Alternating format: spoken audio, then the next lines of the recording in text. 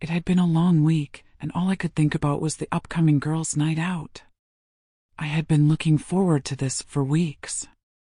My friends and I had planned this night for so long: dinner, drinks, and just a night away from everything.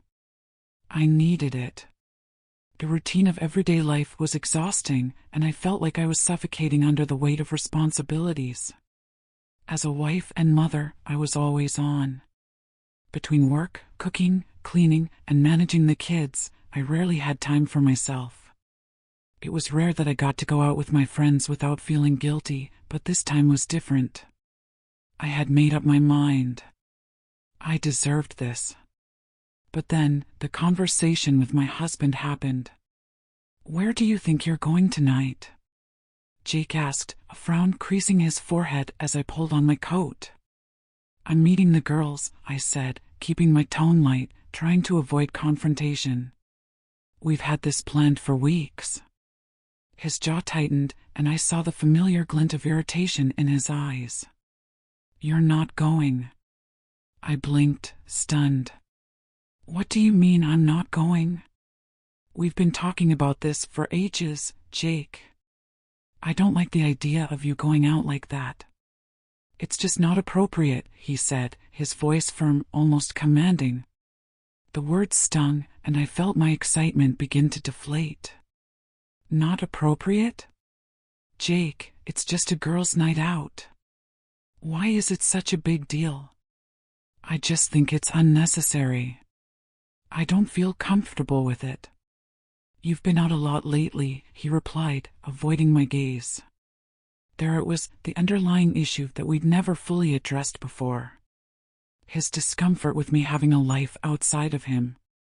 His constant need to control. I had learned over the years that our relationship had boundaries, and Jake's boundaries often felt like walls that I had to keep climbing over to maintain any sense of freedom. I stood there for a moment, unsure of how to respond. My mind raced, and I could feel the familiar weight of guilt beginning to creep in. Was I being selfish for wanting to go out? Should I just cancel and stay home to avoid this fight? But deep down, I knew I couldn't let this go. I couldn't let him dictate every aspect of my life. This wasn't just about one night out, it was about something much bigger. I realized I had to stand up for myself, even if it meant disappointing him. After all, I was more than just a wife and mother. I was a person with needs, desires, and a right to live my life fully.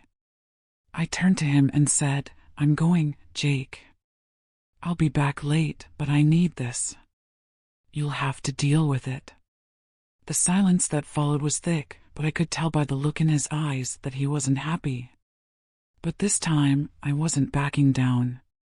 The moment my husband refused to let me go to the girls' night out, I knew this wasn't about just one disagreement over plans. It felt like something much deeper, a brewing storm of resentment and control that had been slowly building in our marriage for years. Jake had always been protective, and at first, I thought it was sweet. His insistence on being involved in every detail of my life, even our daily routines, felt like a sign that he cared deeply about me. But somewhere along the way, his concern crossed the line into something more suffocating.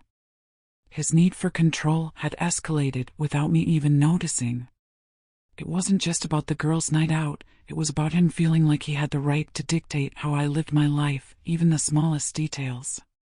When he told me I couldn't go, it wasn't a gentle suggestion, it was a command, an ultimatum. He stood there, arms crossed, a hardened expression on his face. "I'm not comfortable with this, and I really don't think it's necessary. You've been out a lot lately. We need some time together." Time together. That phrase hit me hard. It sounded so innocent, like a request for quality time, but in reality, it was a demand. Jake wasn't asking for connection. He wasn't expressing concern about our relationship, he was limiting my space, my social life, my independence. And the more I thought about it, the more I realized that this wasn't the first time he had done this. It wasn't just the girls' night, it was a pattern. I had given up so much of myself to this relationship, my time, my freedom, my passions. Slowly, without even realizing it, I had started to lose myself. When I wanted to take up a hobby, Jake found a reason to discourage it. When I planned a solo trip with my friends, he would sulk and say he didn't understand why I needed to leave him. And when I spent a few too many evenings out, whether it was with friends or just for some alone time, he would ask me, "Why can't you just stay home with me?"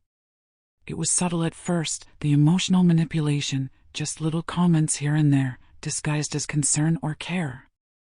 But over time, they began to add up. I was no longer the woman who had her own identity, her own life outside of our marriage. I was his wife, and that label came with a set of unspoken rules. As much as I loved him, and as much as I cared about our family, I began to resent that control.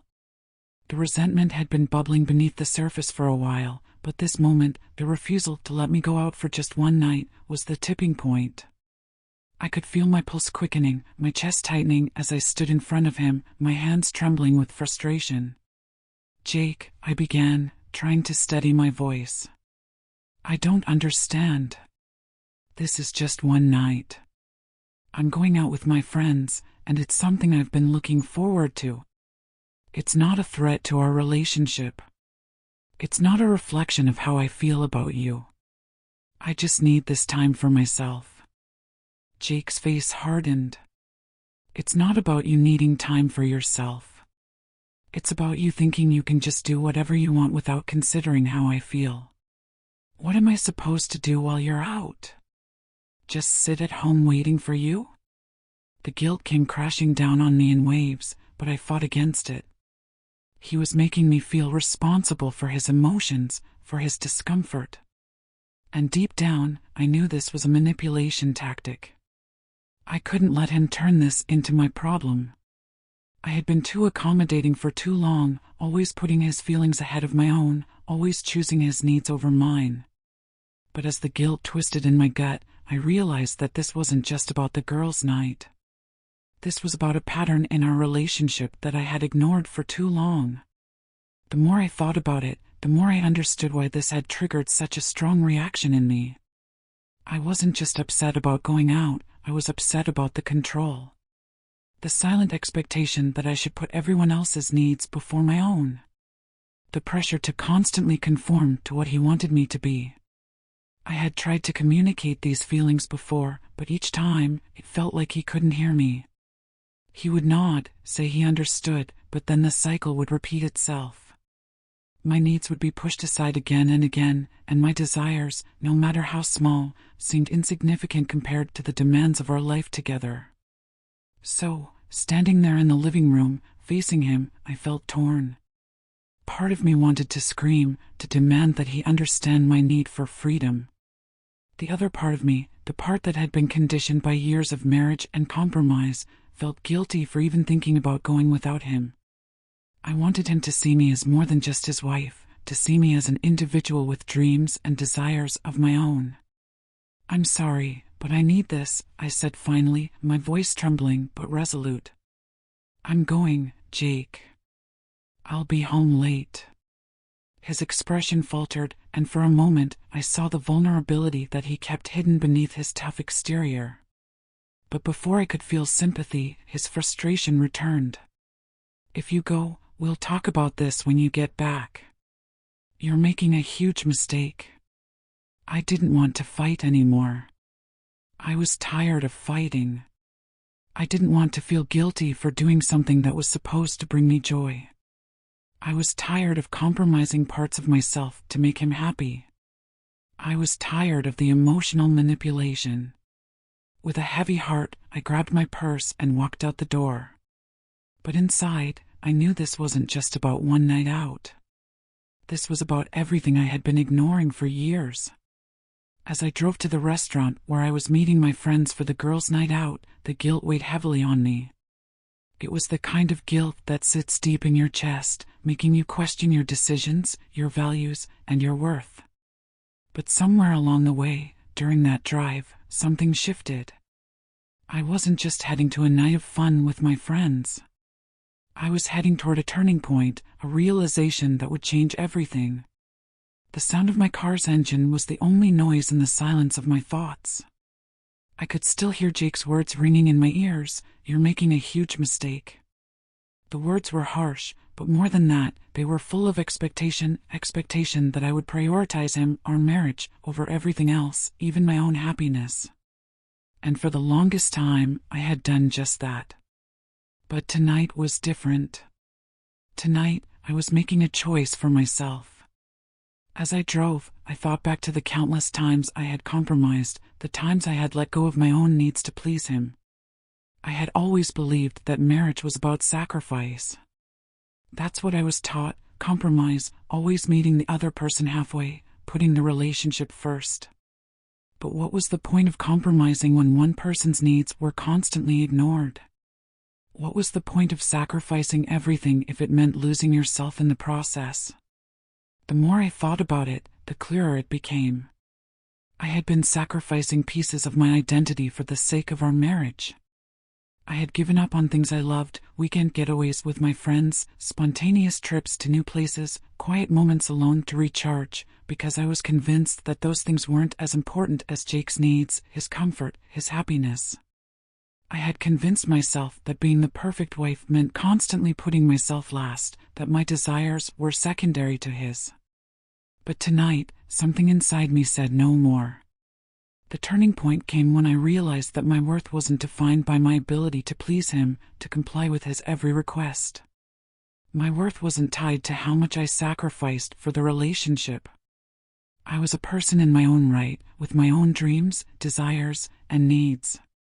I had a right to feel fulfilled outside of being Jake's wife, outside of being a mother, outside of fitting into the role everyone expected me to play. For the first time, I realized that I didn't need his approval to live my life the way I wanted to.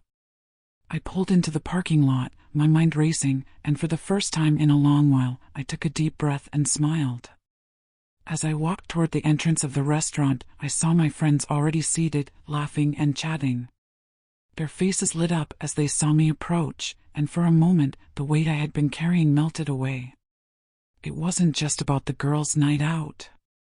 It was about rediscovering myself, about remembering that I had a life beyond the walls of my marriage. As I sat down at the table, I realized just how much I had been missing, how much of myself I had buried in the name of love and sacrifice. I had forgotten what it felt like to laugh without a care, to talk freely without worrying about someone else's expectations. I had forgotten what it felt like to just be me. But that night, everything came rushing back. The simple joy of being with friends, of connecting with people who truly saw me, not just as a wife or mother, but as an individual, was a reminder of who I had been before I got lost in the responsibilities of marriage and family life. I was reminded that it was okay to nurture my own needs, to prioritize my own happiness, and to set boundaries that protected my sense of self. Over the course of the evening, the guilt began to fade. I found myself laughing, talking, and enjoying the freedom I had once taken for granted. I realized that I didn't have to feel guilty for wanting space, for wanting to be myself outside of my marriage. Jake had always been my priority, but tonight, I was learning that I was just as important. When I checked my phone and saw a text from Jake, "Are you coming home soon? We need to talk," I didn't feel panic or dread. I felt a quiet sense of calm, knowing that the conversation we would have when I got home wasn't going to be the same one we had had before. This time, I was going to stand my ground. This time, I wasn't going to apologize for wanting to live my life in a way that brought me joy, fulfillment, and independence. As I left the restaurant later that night, I felt a strange sense of empowerment. I hadn't just defied his wishes, I had defied the version of myself that had been too scared, too compromised, and too resigned to ask for what I needed. I had taken a stand for myself. Driving home, I replayed the events of the evening in my mind. The laughter, the lightness, the sense of freedom, it was as though a weight had been lifted. I wasn't just going to go home to apologize or explain myself. I was going to go home to have an honest conversation about the boundaries we needed to establish in our marriage. This wasn't just about one girl's night, it was about everything that had led up to it. I had spent so much time trying to please him, trying to keep the peace, and trying to be everything he wanted me to be. But in the end, I had to ask myself, What about me? What about my needs, my desires, and my identity? As I walked through the door that night, I realized that I was no longer afraid to confront the truth about my marriage and about myself. This was the beginning of something new for both of us, and I was ready to embrace it. The night carried on, and though I was surrounded by laughter and the clinking of glasses, my mind wasn't completely at ease. I had made the decision to go, but as the evening unfolded, the weight of that decision began to sink in. Despite the fun I was having, there was a nagging sense of doubt in the back of my mind. Was I doing the right thing? Was I betraying my husband, my family, by putting myself first? These thoughts swirled, but each time they surfaced, I reminded myself why I was here, because I needed to. I needed to reconnect with myself, to remember who I was beyond the confines of my roles as wife and mother. The energy at the table was contagious. My friends noticed the tension in my posture when I first arrived, and I could see them trying to lighten the mood for me. Slowly, I began to relax. I could feel the spark of my old self starting to re-emerge, laughing at jokes, reminiscing about past adventures, and feeling genuinely connected with the women I had known for years. These were the moments I had been missing, the ones that made me feel alive outside of the responsibilities that had consumed me. But the guilt wasn't entirely gone. I found myself glancing at my phone every few minutes, waiting for a text from Jake, waiting for him to be angry, waiting for him to say what I knew he would. My stomach churned at the thought of confronting him when I got home. Was I prepared to face the consequences of my actions? Was I prepared for him to be upset, to accuse me of disrespecting him or our marriage? Even as I savored the night, there was a deep internal conflict. The emotional tug-of-war was undeniable. I had never done anything like this before, taken such a firm stand for myself, to fight his wishes so openly. And yet, there was a part of me that felt empowered, stronger than I had in months. But there was another part of me, the part one had silenced for so long, that was whispering a different narrative. You shouldn't have gone. You've hurt him. You've hurt your marriage. By the time the night was winding down, I had moments of clarity. The more I thought about it, the more I realized just how far I had drifted from my own needs, how much I had compromised to keep the peace. This wasn't just about a night out, it was about something much deeper. I had spent so long putting Jake's needs before my own, so long seeking his approval and trying to make him happy that I had lost touch with my own happiness. I had to ask myself, what was I afraid of? Was I afraid of losing him? Was I afraid of challenging the dynamics of our marriage? The answer was clear. I was afraid of losing myself. As I left the restaurant and got into my car to drive home, I felt a strange sense of peace wash over me.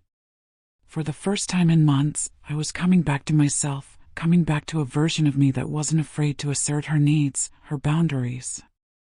I wasn't sure what awaited me at home, but I knew one thing: I wasn't going to apologize for choosing myself. I wasn't going to shrink back into the role of the dutiful wife who sacrificed her desires for the sake of harmony. When I pulled into the driveway and turned off the engine, I took a deep breath. My heart was pounding, my mind racing.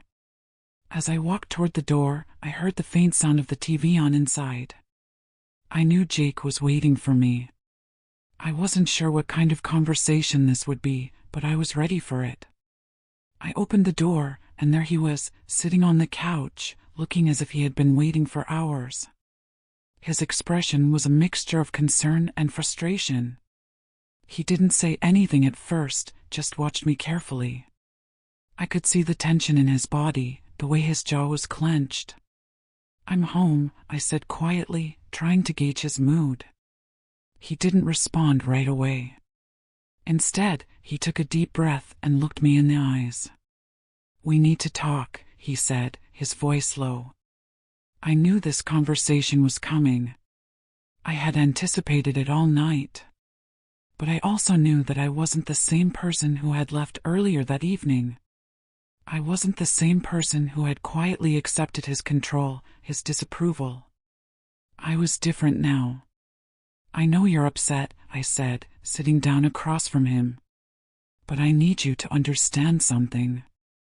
I need you to understand why I went tonight.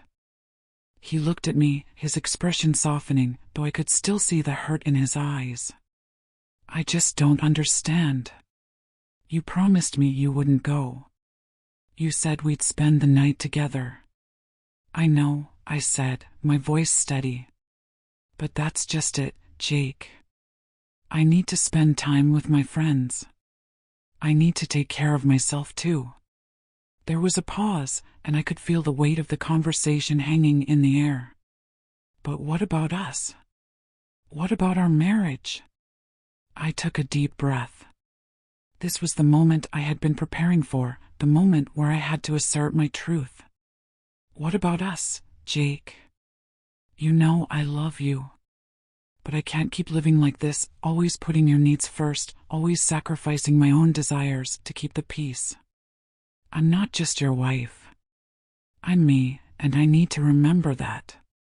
His eyes widened, and I could see the shock on his face. He hadn't expected me to say that. For so long, I had hidden my own needs and desires for the sake of the relationship. But tonight, that had changed. I didn't know you felt like that, he said, his voice softer now, almost apologetic. I thought I was just doing what was best for us. I know you love me, I said, but I also need to feel seen, heard, and valued as an individual. Not just as your wife. Not just as a mother. I'm more than that, Jake. And I need to make space for myself. He was quiet for a long moment, processing my words. I could see the internal conflict in his eyes, but there was also something else, something that made me believe this conversation was the first step toward change. I didn't realize how much I was stifling you, he said finally, his voice low. I'm sorry. It wasn't the apology I had expected, but it was enough. It was a start. The conversation didn't end there. Over the following weeks, we had many more discussions about boundaries, about personal space, and about the balance between our relationship and our individual needs. We started to realize that love doesn't mean giving up everything you are for the other person. It means supporting each other in becoming the best versions of ourselves, both as a couple and as individuals. I didn't know where our marriage was headed, but I knew one thing: I had taken a stand for myself. And in doing so, I had started to reclaim my own power, my own happiness. The weeks that followed the girls' night out were filled with difficult yet necessary conversations. Each dialogue with Jake seemed to peel back layers of unspoken frustrations and unacknowledged needs. I realized, slowly, that the night wasn't just a rebellion, it was a catalyst. It had sparked something deeper within me, a realization that I had been allowing my own voice to be muffled for far too long. In those quiet moments of reflection, I began to understand that what I had once viewed as sacrifice was often a form of self-suppression, and that it wasn't sustainable. It wasn't about the night out. It wasn't even about my husband's reaction. What mattered most was the shift inside me, the quiet but resolute decision that I would no longer ignore my needs for the sake of peace, or for the sake of any relationship. For the first time in years, I gave myself permission to put my own well-being at the forefront. I always prided myself on being a loving partner, a devoted mother, and a person who would do anything to keep my family happy. But somewhere along the way, I had forgotten what it felt like to prioritize myself. I had been so entrenched in pleasing everyone else that I had lost sight of my own desires, my own joys. That night out was a wake-up call, a reminder that while relationships are built on mutual care and compromise, they can only thrive when both individuals are whole, authentic, and respected for who they are outside of those roles. Jake and I were learning together. We'd spent hours discussing what went wrong and why my need for independence had been perceived as a threat rather than a healthy need for space. I had shared with him how it felt to be the one always giving, always considering his needs, and how that had left me feeling invisible at times. He, in turn, had shared how he feared losing me and how he struggled with the idea of me stepping outside the boundaries we had established in our marriage. It was raw, vulnerable, and often uncomfortable. But it was necessary. There was no grand resolution, no magical moment where everything fell into place. Relationships aren't like that, especially when they involve deep-rooted patterns and complex emotions. But what I could feel was a shift, a sense that we were both beginning to understand each other better. It wasn't about him letting me go out or me rebelling against him. It was about respect for who we each were as individuals, outside of our roles in the marriage. For the first time in a long time, I felt hopeful. It was like I had cracked open a door I had closed years ago, and I could see the sunlight streaming in. I no longer felt like I was suffocating under the weight of expectations, and I knew that Jake was starting to see things through my eyes too. We weren't perfect, and our relationship wasn't perfect, but we were communicating in a way that was real, and that was more than enough. One of the most profound shifts happened within myself.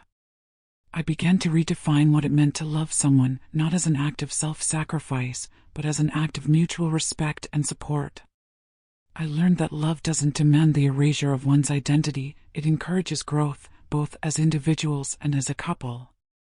I realized that my worth was not defined by my ability to please others. I was allowed to exist as my own person, with my own desires, dreams, and needs. The empowerment I felt wasn't about proving something to my husband, nor was it about making a grand statement to the world. It was about reclaiming my own autonomy. It was about saying, I am worthy of respect, I am worthy of joy, and I am worthy of the space to nurture my own happiness. And it was about learning that it's okay to need time for myself, even if it feels like going against the grain of what others expect. Moving forward, I knew that the path would still be complicated. There would be moments of tension, moments when we didn't see eye to eye, but now I had a stronger foundation to stand on. I had learned that my needs were not negotiable, and that it was okay to put myself first without guilt. I wasn't abandoning my marriage, I was strengthening it by learning to be the best version of myself. And in turn, I hoped Jake would do the same for himself. In our conversations, I began to feel a deep sense of empathy for Jake. I understood his fears, his insecurities, and his love for me.